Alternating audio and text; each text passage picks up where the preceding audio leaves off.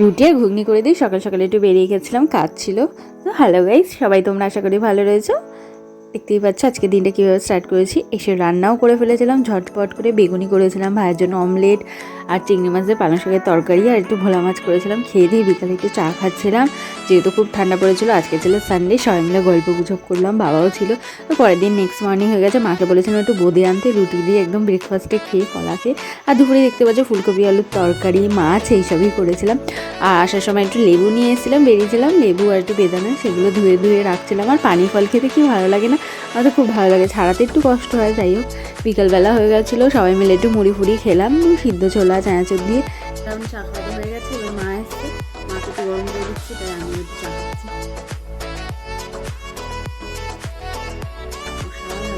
ঠান্ডায় চা কফি যতবার দেবে ততবারই ভালো লাগে। তারপর একটু বেরিয়েছিলাম রাত্রিবেলা ফাংশন দেখতে, রান্না বান্না করি। তো আজকে মতো টাটা, ভালো লাগলে লাইক করে